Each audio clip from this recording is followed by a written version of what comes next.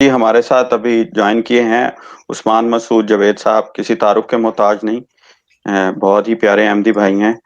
جی عثمان بھائی، کیا کہنا چاہیں گے آج کے موضوع سے متعلق؟ جی کچھ گزارشات پیش کروں گا بہت ادب کے ساتھ، اور وہ یہ ہے کہ حضرت مسیح موعود علیہ السلام کی پیدائش سے قبل ہی جو بزرگان اسلام ہیں، ہمیں ان میں واضح طور پہ دو گروہ نظر آتے ہیں۔ ایک وہ ہیں جن کے حوالوں سے ہمارے مخالف جو ہیں علماء اسلام، ان کی کتب جو ہے وہ بھری پڑی ہیں کہ نبوت ختم ہو چکی ہے، حضرت عیسیٰ علیہ السلام پہلے کے نبی ہیں، ان کے آنے سے ختم نبوت پر کوئی فرق نہیں آتا۔ دوسرے وہ ہیں جن کا عقیدہ ہے کہ جو نبوت حضور صلی اللہ علیہ وسلم پر ختم ہوئی وہ شریعتی یعنی شرعی نبوت ہے، نہ کہ غیر تشریعی نبوت۔ یعنی ایسا نبی آ سکتا ہے جو حضور صلی اللہ علیہ وسلم کی شریعت پر ہو، ایسا نہیں ہو سکتا جو شریعت ہی منسوخ کر دے اور نیا دین لے آئے۔ اس ضمن میں مولانا مودودی صاحب نے، جو کہ جماعت اسلامی کے بانی ہیں، انہوں نے جب رسالہ ختم نبوت لکھا تھا تو اس کے دو جوابات ہماری جماعت کے علماء کی طرف سے دیے گئے تھے۔ ایک جواب مولانا ابوالعطا صاحب جلندھری مرحوم خالد احمدیت نے ماہنامہ الفرقان کے خاص نمبر کے طور پر شائع کیا تھا، جو بعد میں القول المبین فی تفسیر خاتم النبیین کے نام سے مشہور ہوا، اور دوسرا قاضی محمد نذیر صاحب نے رسالہ ختم نبوت پر علمی تبصرہ لکھ کر شائع کیا تھا۔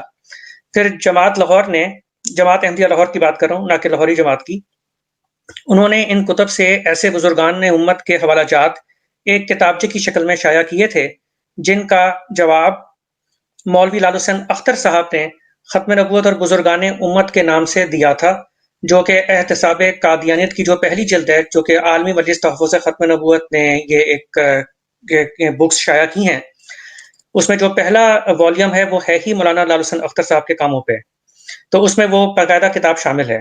اس کتابچے کا جواب قاضی محمد نذیر صاحب نے بزرگان امت کے نزدیک ختم نبوت کی حقیقت اور مولوی لال حسین اختر کی تنقید کا جواب کی شکل میں دیا تھا۔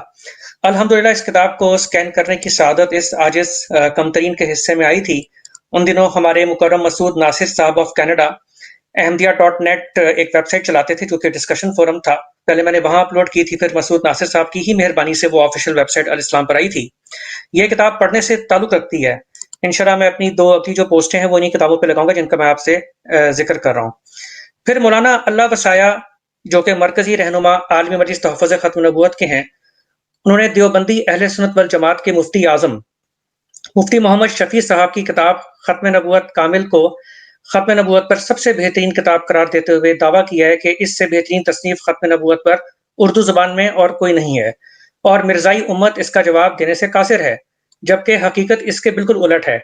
قاضی محمد نذیر صاحب نے ہی اس کتاب کا جواب الحق المبین فی تفسیر خاتم النبیین کے عنوان سے دیا تھا، اور مفتی محمد شفیع صاحب کی طرف سے کبھی بھی کوئی جواب الجواب سامنے نہیں آیا۔ یہ بھی مسعود ناصر صاحب کی مہربانی سے میں نے یہ سکین کی تھی، پھر انہوں نے فردر سکین کر کے تو اس کو اپلوڈ کیا تھا۔ یہ کتابیں موجود ہیں الاسلام پہ۔ حضرت خلیفۃ المسیح رابع رحمہ اللہ تعالیٰ نے بھی جلسہ سالانہ 1985 میں ضیاء گورنمنٹ کے وائٹ پیپر قادیانیت اسلام کے لیے سنگین خطرہ میں ختم نبوت والے چیپٹر پر تبصرہ کرتے ہوئے مفصل خطاب ارشاد فرمایا تھا، اور عرفان ختم نبوت کے نام سے وہ الگ سے بھی شائع شدہ ہے، اور زحاق الباطل کتاب میں بھی ایک چیپٹر کی صورت میں موجود ہے۔ اب یہ وہ مشہور کتب ہیں جو غیر احمدی حلقوں میں پھیلی ہوئی ہیں۔ اس کے علاوہ طاہر القادری صاحب کی ضخیم کتاب ہے ختم نبوت، اس کا آپ ایسی ہی کتاب سمجھ لیں جیسے مفتی محمد شفیع صاحب نے ختم نبوت کامل لکھی تھی۔ اگر آپ نے طاہر القادری صاحب کی کتاب کا جواب پڑھنا ہو تو آپ قاضی محمد نذیر صاحب کی یہی کتاب پڑھ لیں جو انہوں نے مفتی محمد شفیع صاحب کی کتاب کے جواب میں لکھی تھی۔ قرآن و حدیث میں کوئی آیت، کوئی حدیث نہیں ہے جو یہ کہتی ہو کہ حضور صلی اللہ علیہ وسلم کی غلامی میں بھی نبی نہیں آ سکتا۔ خود غیر احمدی مسلمان بھائی جو حضرت عیسیٰ علیہ السلام کا انتظار کر رہے ہیں، ان کا اپنا یہی عقیدہ ہے کہ حضرت عیسیٰ علیہ السلام قرآن پر ہوں گے، نہ کہ بائبل پر۔ یہی بات ہم سمجھاتے ہیں تو ہماری مخالفت شروع ہو جاتی ہے۔ ہمارا اور ان کا اختلاف صرف آنے والے مسیح کی شخصیت پر ہے۔ یہ مسیح اسرائیلی کا ویٹ کر رہے ہیں، ہم کہتے ہیں کہ مسیح محمدی نے آنا تھا، یعنی امت محمدیہ میں پیدا ہو کر۔ اس ضمن میں نزول کے لفظ سے غلط فہمی میں مبتلا نہیں ہونا چاہیے۔ قرآن پاک میں حضور صلی اللہ علیہ وسلم کے لیے بھی نازل کا لفظ آیا سورہ الطلاق میں، اور ہم سب جانتے ہیں کہ آپ صلی اللہ علیہ وسلم پیدا ہوئے تھے۔ آخر میں آپ سے یہ اجازت لینے سے پہلے قرآن پاک کی ایک مشہور آیت ہے، اس سے ختم نبوت سمجھانا چاہوں گا۔ ہم کہتے ہیں کہ شریعتی نبوت ختم ہوئی ہے، یعنی دین والی۔ تو آیت ہے الیوم اکملت لکم دینکم، یعنی آج کے دن میں نے تمہارے لیے تمہارا دین مکمل کر دیا، واتممت علیکم نعمتی، اور تم پر اپنی نعمت تمام کر دی۔ ورزید لکم الاسلام دینا، اور تمہارے لیے اسلام کو پسند فرما دیا۔ اب یہ وہ آیت ہے کہ ایک یہودی نے خلیفہ دوم حضرت عمر فاروق رضی اللہ تعالیٰ عنہ سے کہا تھا کہ اگر یہ آیت تورات میں ہوتی تو ہم اس دن عید کا دن مناتے۔ اب آپ اس آیت میں سیاق ملاحظہ فرمائیں، الیوم اکملت لکم دینکم، آج کے دن میں نے تمہارے لیے تمہارا دین مکمل کر دیا۔ یعنی دین والی نبوت جو ہم غیر احمدیوں کو سمجھاتے ہیں کہ دین والی نبوت ختم ہوئی ہے۔